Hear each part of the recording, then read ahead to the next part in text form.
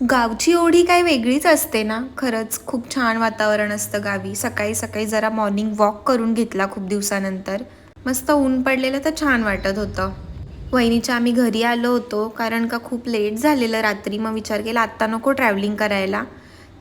माझे तर डोळे पण उघडत नव्हते. बघा तुम्ही माझा चेहरा कसा झाला यार, बेकार. घरासमोर तुळशीचं वृंदावन असेल तर अजूनच मस्त. आजूबाजूला मस्त हिरवळ असं जर वातावरण असेल तर कोणाला नाही आवडणार गावी राहायला. इकडे घरचं ताजं ताजं दूध.